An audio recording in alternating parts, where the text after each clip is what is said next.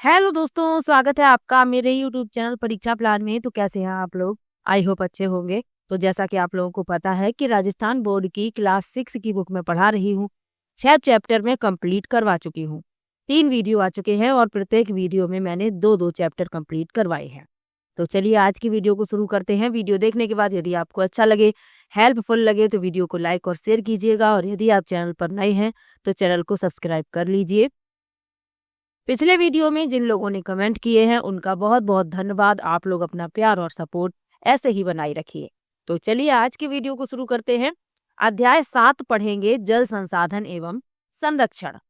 अच्छा लेसन है। इसमें आपको नदी, झीलों, नदी घाटी परियोजनाओं, इन सब के बारे में पढ़ने के लिए मिलेगा और प्रश्न बनने की भी संभावना है। तो चलिए शुरू करते हैं। लिखा है, जल की उपलब्धता के कारण ही पृथ्वी पर जीवन संभव है। जल का उपयोग पेयजल, दैनिक घरेलू कार्य, सिंचाई, उद्योग आदि कार्यों में किया जाता है। जल के समस्त स्रोत जल संसाधन कहलाते हैं। राजस्थान के मुख्य जल स्रोतों में झीलें, नदियां और उन पर बने बांध व नहरें, तालाब, कुएं एवं नलकूप आदि हैं। आइए हम इस अध्याय में राजस्थान के जल संसाधनों एवं अपवाह तंत्र का विस्तार से अध्ययन करते हैं। तो लिखा है अपवाह तंत्र। चलिए इसके बारे में पढ़ लेते हैं।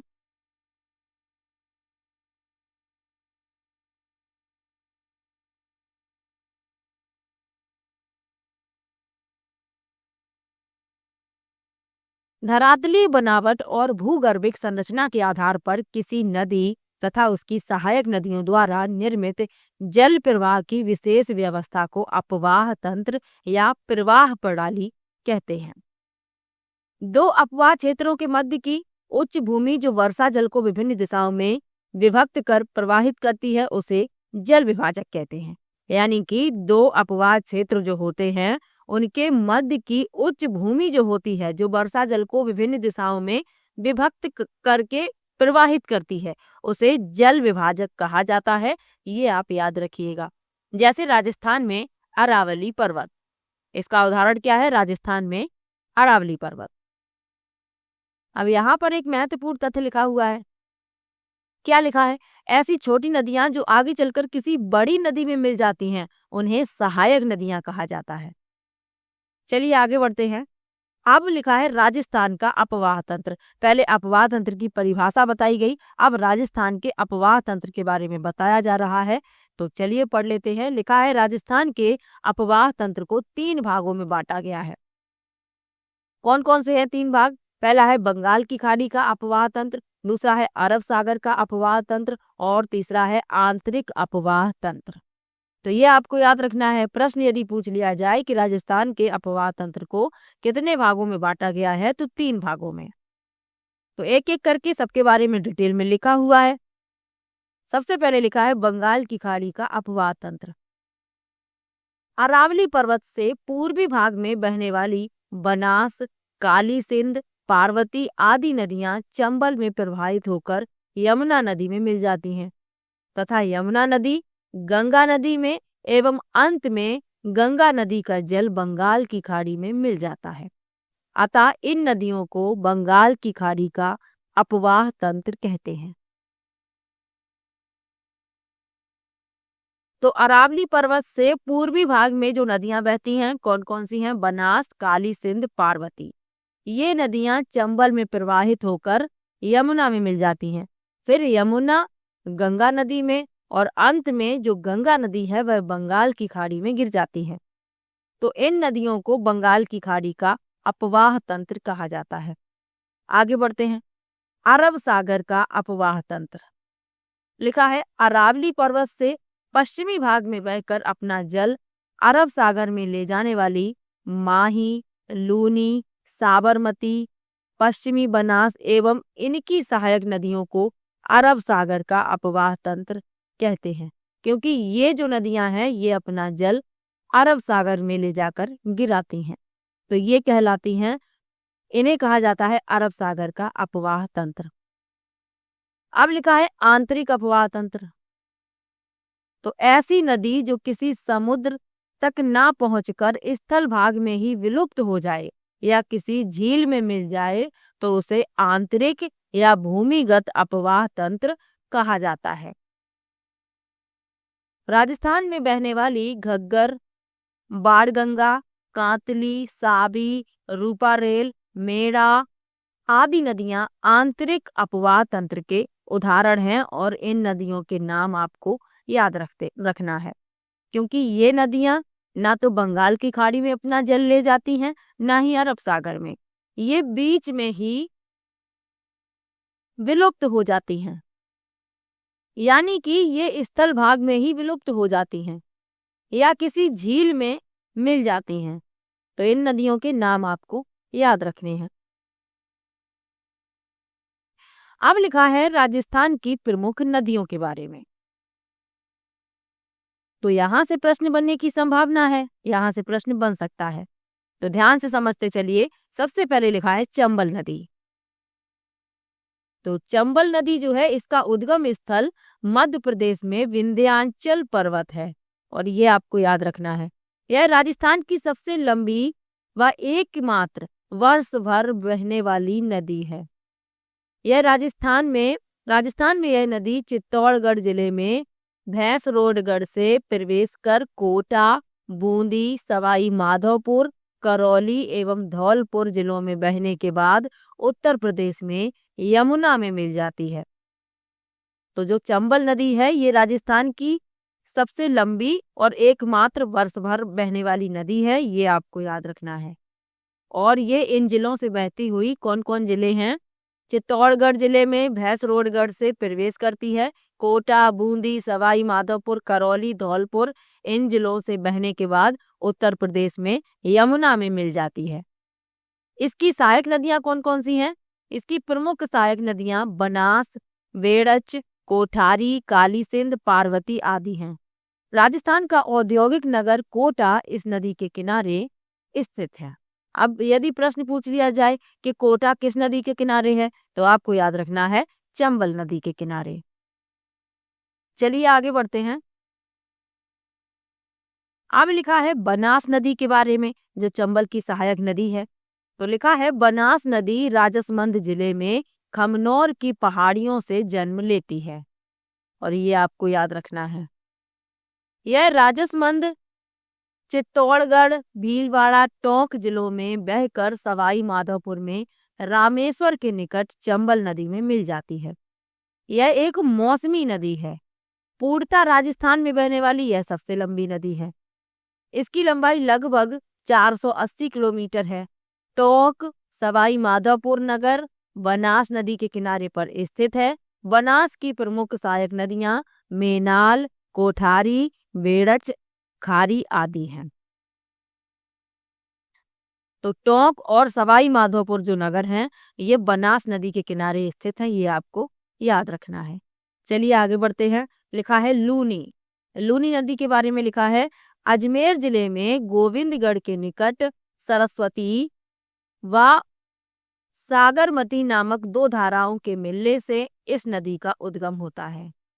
अजमेर, नागौर, पाली, जोधपुर, बाड़मेर, जालौर जिलों में बहने के बाद यह नदी कच्छ की खाड़ी में मिल जाती है।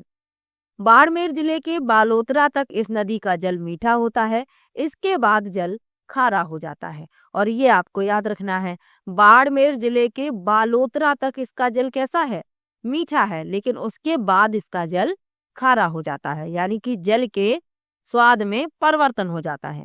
इसकी सहायक नदियों में जोजरी, बांडी, जवाई, मीठड़ी, खारी, सूकड़ी, सागी, गुइया आदि हैं। तो सहायक नदियां भी याद रखिएगा। चलिए आगे बढ़ते हैं। लिखा है माही।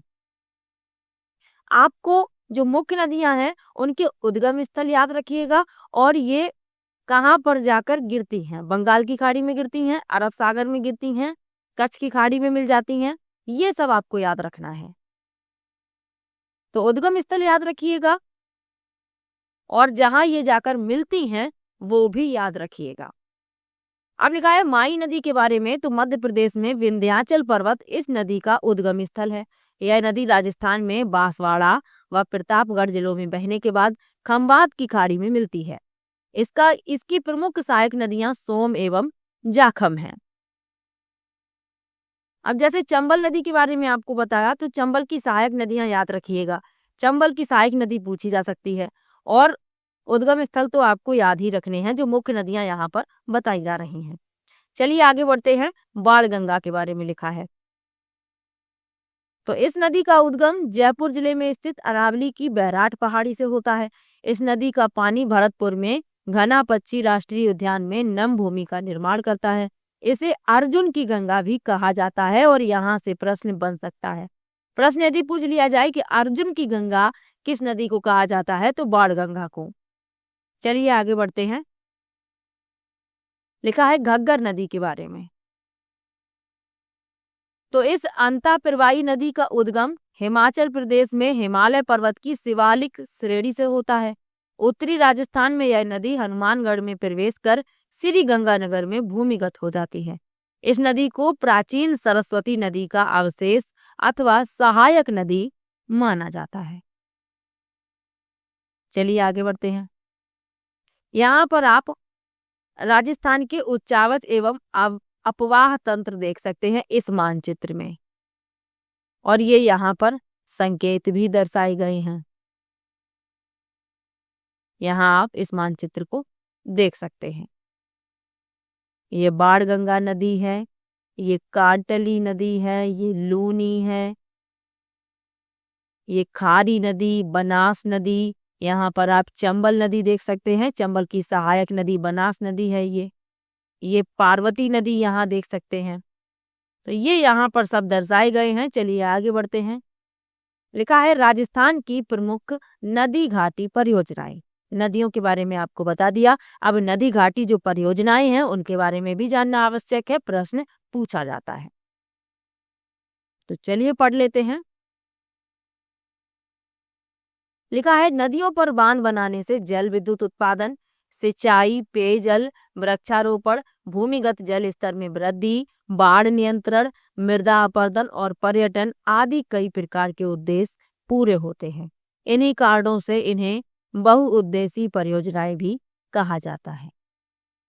क्योंकि जो नदियों पर बांध बनाए जाते हैं उनके उद्देश्य क्या है? उनसे जल विद्युत उत्पादन होता है, सिंचाई की जाती है, पेयजल उपलब्ध होता है, वृक्षारोपण, भूमिगत जल में वृद्धि होती है और बाढ़ पर नियंत्रण किया जाता है, मृदा अपरदन को रोका जाता है और पर्यटन आदि प्रकार के उद्देश्य पूरे होते हैं। इन्हीं कारणों से इन्हें बहुउद्देशीय परियोजनाएं भी कहा जाता है, क्योंकि एक से अधिक इनके उद्देश्य होते हैं। आगे लिखा है भारत के प्रथम प्रधानमंत्री पंडित जवाहरलाल नेहरू ने इन नदी घाटी परियोजनाओं के महत्व को देखते हुए इन्हें आधुनिक भारत के मंदिर कहा है। और यहाँ से प्रश्न बन सकता है। प्रश्न यदि पूछ लिया जाए कि भारत के प्रथम प्रधानमंत्री ने नदी घाटी परियोजनाओं को क्या कहा है, या प्रश्न इस तरीके से पूछा जा सकता है कि आधुनिक भारत के मंदिर किसे कहा गया है, तो नदी घाटी परियोजनाओं को। आपको दोनों ही बातें याद रखनी है। किसने कहा है? भारत के प्रथम प्रधानमंत्री पंडित जवाहरलाल नेहरू ने। चलिए आगे बढ़ते हैं। राजस्थान में चंबल परियोजना, माही बजाज सागर परियोजना, बीसलपुर परियोजना एवं सरदार सरोवर परियोजना प्रमुख नदी घाटी परियोजनाएं हैं। अब यहाँ से जो प्रश्न पूछे जाते हैं, मिलान करने वाले प्रश्न पूछ लिए जाते हैं। तो अब इन सब के बारे में एक एक करके बताया जा रहा है। तो चलिए पढ़ लेते हैं। लिखा है चंबल परियोजना। तो लिखा है यह परियोजना राजस्थान और मध्य प्रदेश राज्यों की संयुक्त परियोजना है। याद रखिएगा, राजस्थान और मध्य प्रदेश दोनों राज्यों की ये संयुक्त परियोजना है। इस परियोजना के अंतर्गत कुल 4 बांध बनाए गए हैं। इनमें से गांधी सागर बांध मध्य प्रदेश के मंदसौर जिले में स्थित है। राजस्थान में चित्तौड़गढ़ जिले में राणा प्रताप सागर बांध एवं कोटा जिले में जवाहर सागर व कोटा बैराज बांध है। इस परियोजना से दोनों राज्यों को जल विद्युत एवं सिंचाई सुविधाएं मिलती हैं। तो ये राजस्थान और मध्य प्रदेश की संयुक्त परियोजना है और इसमें कुल 4 बांध बनाए गए हैं इस परियोजना के अंतर्गत, और इन चारों बांधों के नाम आपको याद रखने हैं। गांधी सागर बांध मध्य प्रदेश के मंदसौर जिले में स्थित है, और बाकी जो तीनों हैं वो राजस्थान में ही हैं। कहाँ कहाँ पर? चित्तौड़गढ़ जिले में राणा प्रताप सागर बांध, कोटा जिले में जवाहर सागर बांध और कोटा बैराज बांध। तो ये तीनों राजस्थान में ही है और एक मध्य प्रदेश में है। चलिए आगे बढ़ते हैं। यहाँ आप चित्र में भी देख सकते हैं, ये राणा प्रताप सागर बांध है, ये माही बजाज सागर बांध है। चलिए आगे बढ़ते हैं। लिखा है माही बजाज सागर परियोजना। तो बांसवाड़ा में माही नदी पर यह परियोजना स्थित है। यह राजस्थान और गुजरात राज्य की सम्मिलित परियोजना है। तो ये जो परियोजना है माही बजाज सागर परियोजना, ये राजस्थान और गुजरात राज्य की सम्मिलित परियोजना है। इससे दोनों राज्यों में सिंचाई, जल विद्युत और पेयजल की सुविधाएं उपलब्ध हो रही हैं। आगे लिखा है बीसलपुर परियोजना। बीसलपुर परियोजना जो है राजस्थान के टोंक जिले के टोडा राय सिंह नगर के पास बीसलपुर गांव में बनास नदी पर सिंचाई और पेयजल के उद्देश्य से इस परियोजना का निर्माण किया गया है। इस परियोजना से राज्य के जयपुर, अजमेर, टोंक सहित कई अन्य क्षेत्रों को पेयजल आपूर्ति की जाती है। आगे बढ़ते हैं। सरदार सरोवर परियोजना इंपॉर्टेंट है, ये कई परीक्षाओं में पूछा गया है। तो सरदार सरोवर जो परियोजना है गुजरात, मध्य प्रदेश, महाराष्ट्र और राजस्थान राज्यों की इस संयुक्त परियोजना का निर्माण गुजरात में नर्मदा नदी पर किया गया है। इसीलिए ये महत्वपूर्ण है क्योंकि 4 राज्य इसमें शामिल हैं, यानी कि 4 राज्यों की ये संयुक्त परियोजना है। कौन कौन से? गुजरात, मध्य प्रदेश, महाराष्ट्र और राजस्थान। इस परियोजना से राजस्थान के दक्षिण पश्चिम में नहर द्वारा बाड़मेर व जालौर जिलों में सिंचाई एवं पेयजल सुविधा उपलब्ध करवाई जाती है। तो ये महत्वपूर्ण परियोजनाएं थी जिनके बारे में आपको बता दिया। आगे बढ़ते हैं। इसके अतिरिक्त राज्य में पाली जिले में जवाई नदी पर जवाई परियोजना, डूंगरपुर जिले में सोम नदी पर सोम कमला आंबा परियोजना, उदयपुर जिले में मानसी वाकल तथा प्रतापगढ़ जिले में जाखम नदी पर जाखम परियोजनाएं भी हैं। जल संरक्षण के आधुनिक तरीकों में बांध बनाना सबसे प्रमुख है, तो साथ में आपको ये भी याद रखनी है। चलिए आगे बढ़ते हैं। अब लिखा है राजस्थान में प्रमुख झीलें एवं जल संचयन।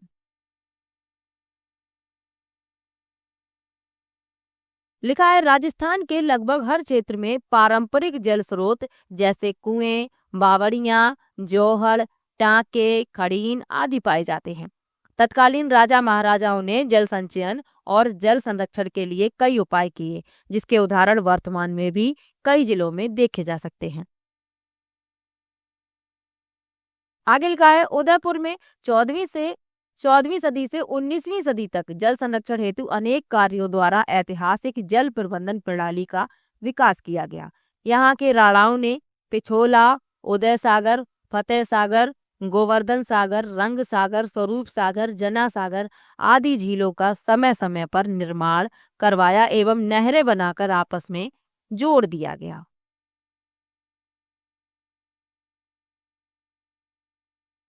आगे लिखा है इससे वर्षा ऋतु में जल एक के बाद दूसरी झील में स्थानांतरित हो जाता है।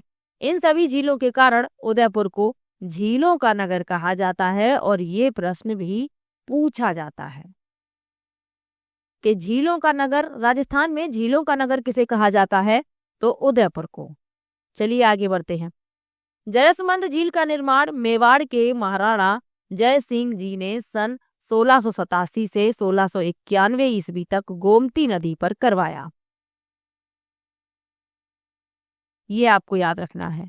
तो जो जयसमंद झील है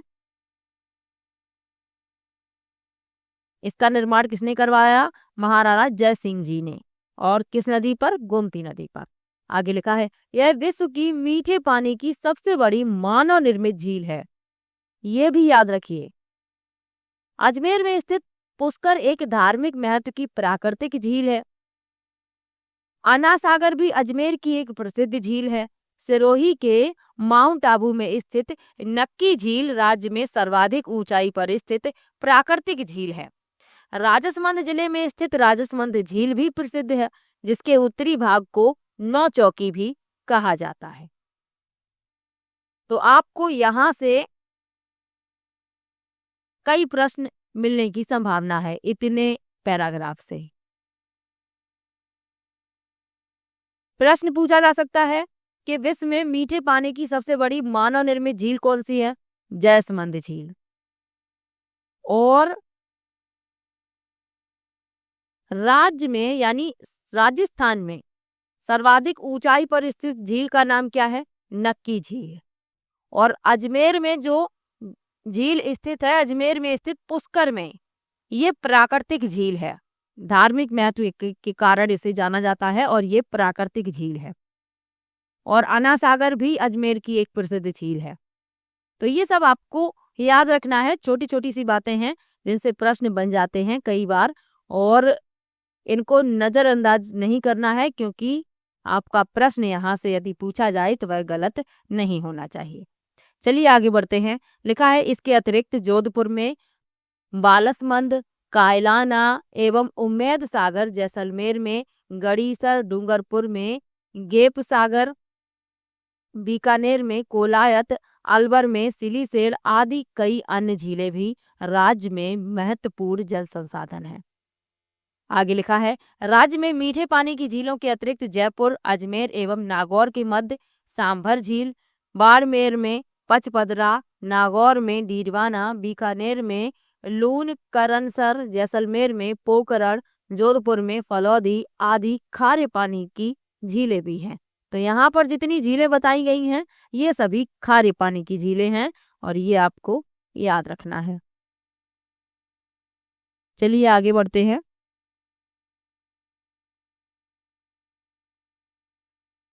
अब यहाँ पर एक मानचित्र छपा हुआ है और यहाँ लिखा हुआ है कोने में मेवाड़ के राणाओं एवं महाराणाओं द्वारा उदयपुर में निर्मित झीलें, नदी संगम तथा झील संगम का मानचित्र। तो ये एक मानचित्र दर्शाया गया है जिसमें क्या दिखाया गया है, जो राणा और महाराणा थे उनके द्वारा निर्मित झीलें, नदी संगम और झील संगम दर्शाए गए हैं।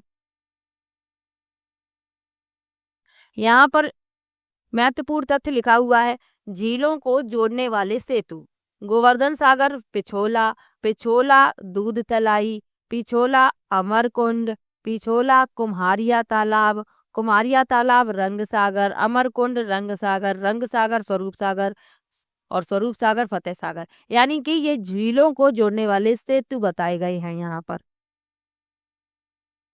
और यहाँ आप जो लिखा हुआ है वो भी देख सकते हैं। दूध तलाई झील ये है, छोटी सी दर्शाई जा रही है। यहाँ पर ये अमरकुंड झील है, यहाँ लिखा हुआ है। ये यहाँ आप देख सकते हैं, दूसरे रंग से दिखाते हैं आपको, ग्रीन कलर से। ये कुम्हारिया तालाब झील, ये आप फतेह सागर झील, ये तो बड़ी सी यहाँ पर है, ये देख सकते हैं। और यहाँ पर ये पिछोला झील भी आप देख सकते हैं। चलिए आगे बढ़ते हैं।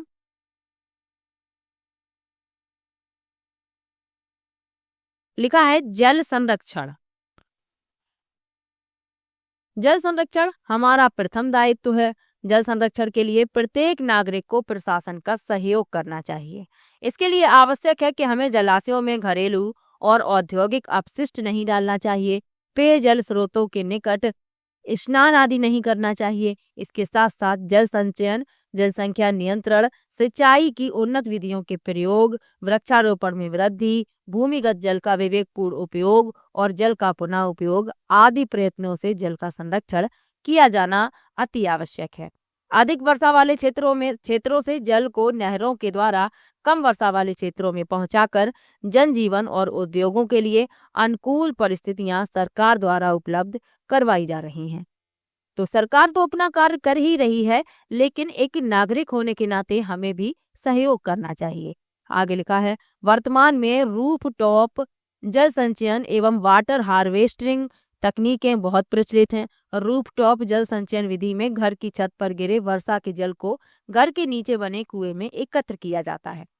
वाटर हार्वेस्टिंग तकनीक द्वारा वर्षा के व्यर्थ बहने वाले जल को भूमिगत किया जाता है। पश्चिमी राजस्थान में प्राचीन समय से ही यहाँ के निवासी टाका, खडीन, जोहड़ आदि का निर्माण कर वर्षा जल का संग्रहण एवं संरक्षण करते हैं। इन तकनीकों को बृहद स्तर पर अपनाने की आवश्यकता है। तो लेसन होता है यहीं पर समाप्त। शब्दावली पढ़ लीजिए। भूगर्भिक क्या होता है? भूमि के अंदर का। अपवाह क्या होता है? नदी जल का बहना या प्रवाह। टाका क्या है? पश्चिमी राजस्थान में जल संरक्षण हेतु घर में बनाई गई कुएंनुमा संरचना। खड़ीन क्या है? पश्चिमी राजस्थान में कृषि के लिए जल संरक्षण हेतु बनाई गई संरचना। और जोहर क्या होता है? वर्षा जल रोककर भूमिगत जल को बढ़ाने हेतु बनाई गई संरचना। और संरक्षण क्या है? सुरक्षित रखना, रख रखाव। 2 बहुविकल्पी प्रश्न दिए गए हैं। बनास किस नदी की सहायक नदी है? तो बनास है चंबल नदी की सहायक नदी, अभी आपको बताया था। माही बजाज सागर परियोजना कहाँ विकसित की गई? तो ये बांसवाड़ा में है, माही नदी पर। तो 7वां लेसन यहीं पर होता है समाप्त। अच्छा लेसन था। इसमें जल प्रवाह तंत्र, नदी, नदी घाटी परियोजना, झीलें, इन सब के बारे में जाना है। चलिए अगले लेसन पर चलते हैं, क्योंकि एक साथ मैं 2-2 लेसन पढ़ा रही हूँ। तो चलिए 8वां अध्याय शुरू करते हैं। आजीविका के प्रमुख क्षेत्र। इसमें आपको फसलों के प्रकारों के बारे में जानने के लिए मिलेगा और पशुपालन के बारे में, राजस्थान के जो पालतू पशु हैं उनके बारे में बताया गया है और राजस्थान में खनन के बारे में।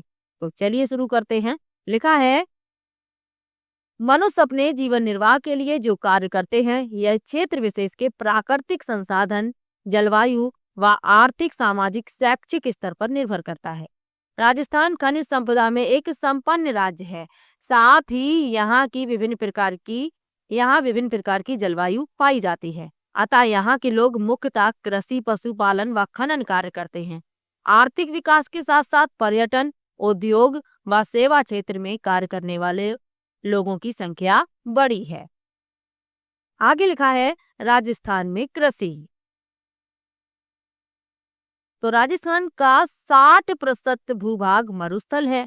यहाँ अधिकांश कृषि मानसून की वर्षा पर निर्भर है। अतः राजस्थान की कृषि को मानसून का जुआ कहा जाता है।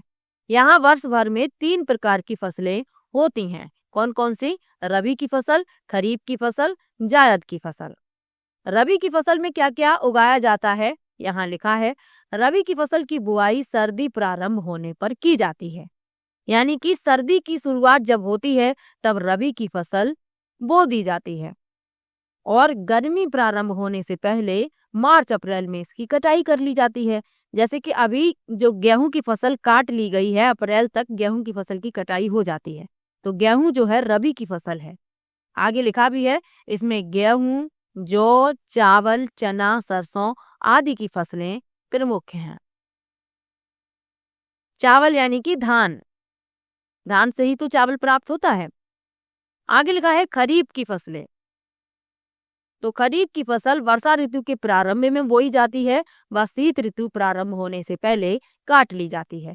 इसमें मुख्य फसलें ज्वार, बाजरा, मूंग, कपास, गन्ना, मूंगफली, तिल आदि हैं।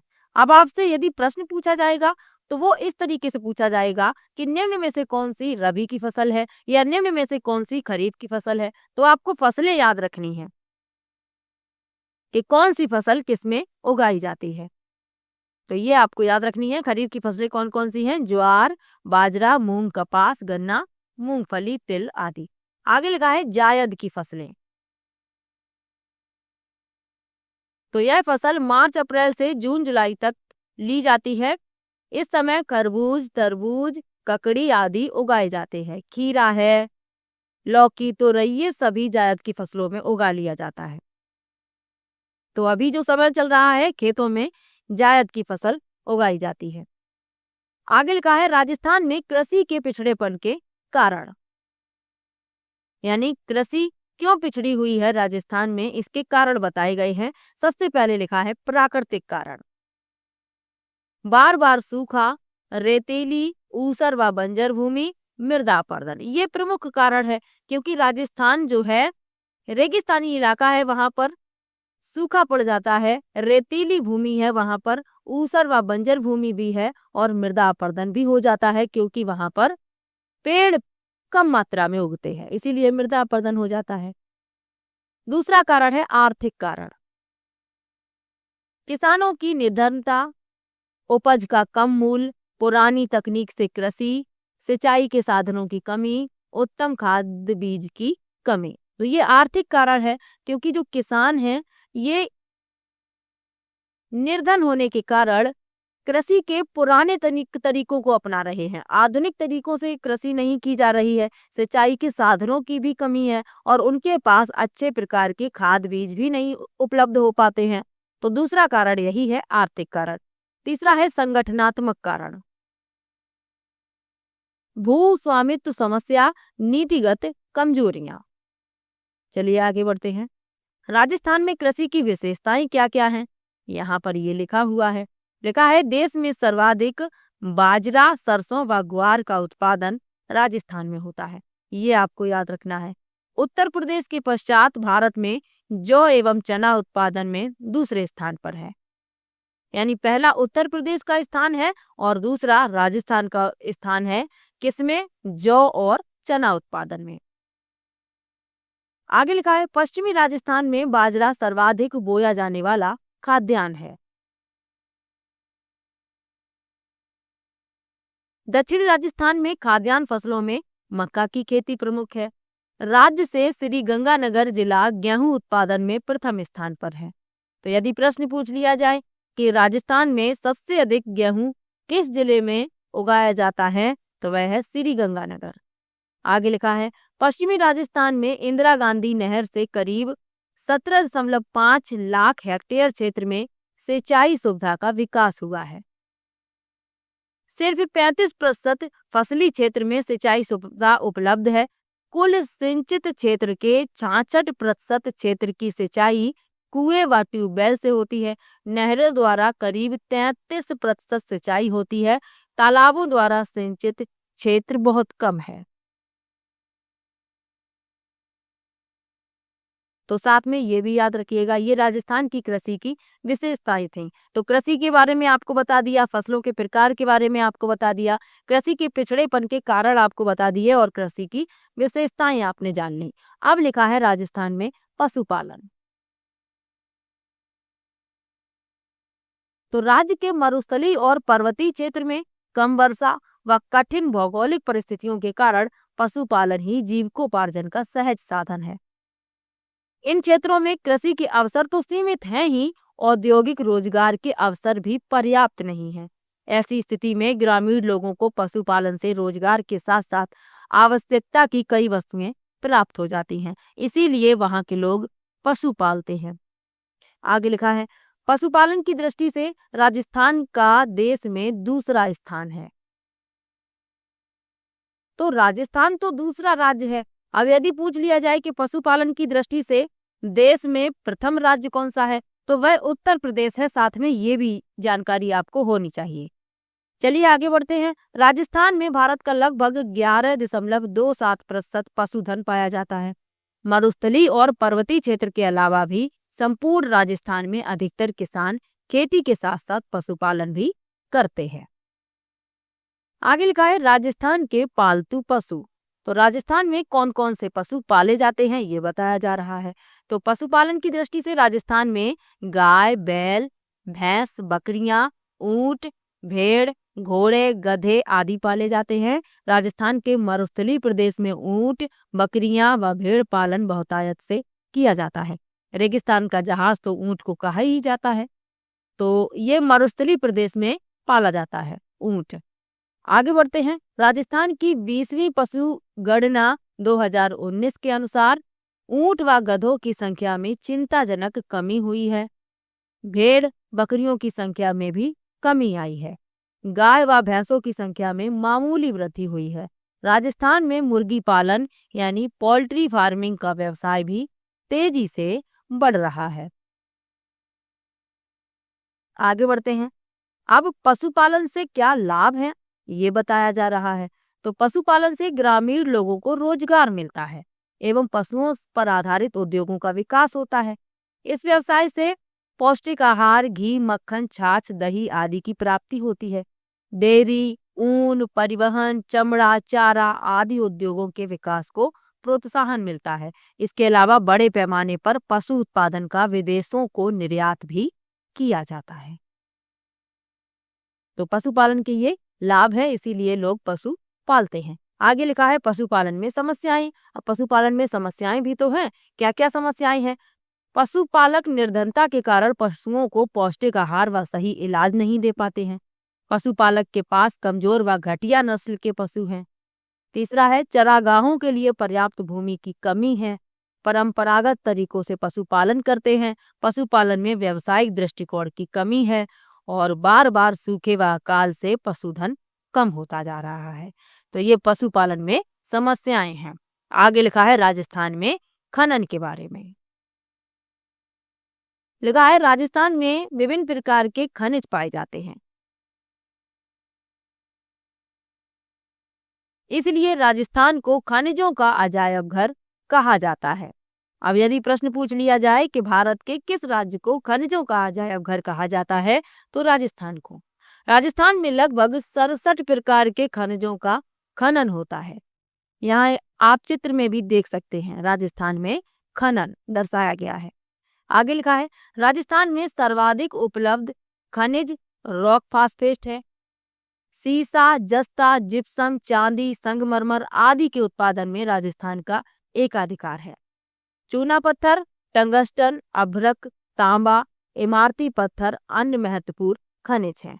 तो ये आपको याद रखना है। सर्वाधिक उपलब्ध जो खनिज है वह रॉक फास्फेट है और सीसा, जस्ता, जिप्सम, चांदी और संगमरमर के उत्पादन में राजस्थान का एकाधिकार है। और चूना पत्थर, टंगस्टन, अभ्रक, तांबा, इमारती पत्थर ये भी महत्वपूर्ण खनिज हैं जो राजस्थान से प्राप्त होते हैं।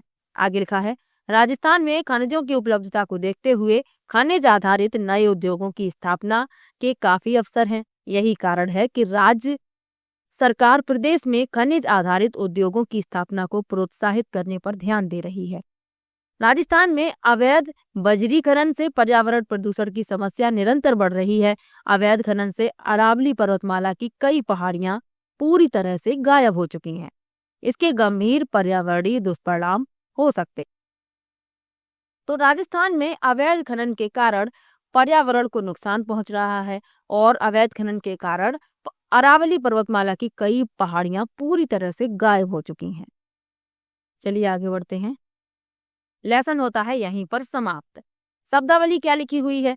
आजीविका क्या है? रोजगार, जीवन निर्वाह हेतु किया जाने वाला कार्य। अतिवृष्टि क्या है? अत्यधिक वर्षा। और निर्यात क्या होता है? देश से माल बाहर अन्य देशों को भेजना।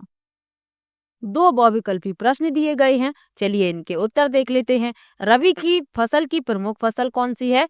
तो गेहूं रबी की फसल है। और मरुस्थलीय राजस्थान में सर्वाधिक बोया जाने वाला खाद्यान्न कौन सा है? तो वह है बाजरा। तो 8वां लेसन भी होता है समाप्त। 7 और 8 2 लेसन आज कंप्लीट करवाई मैंने और 2 लेसन और बचे हुए हैं। फिर आपका क्लास 6 कंप्लीट। 5 वीडियो में मैंने कहा था कंप्लीट हो जाएगा, क्योंकि एक वीडियो में मैं 2 लेसन पढ़ा रही हूँ और डेली आपको वीडियो भी मिल रहा है। तो क्लास 6 जैसे ही कंप्लीट हो जाएगा, नेक्स्ट डे से क्लास 7 की बुक की शुरुआत हो जाएगी। तो चलिए मिलते हैं नेक्स्ट वीडियो में। और किसी भी प्रकार की आपको समस्या हो, आप मुझे इंस्टाग्राम पर फॉलो कर सकते हैं। वहां पर डायरेक्ट मैसेज करके आप मुझसे पूछ सकते हैं। तो चलिए मिलते हैं नेक्स्ट वीडियो में। वीडियो कैसा लगा कमेंट में जरूर बताइएगा और वीडियो को शेयर भी जरूर कीजिएगा। मिलते हैं नेक्स्ट वीडियो में, तब तक के लिए बाय बाय।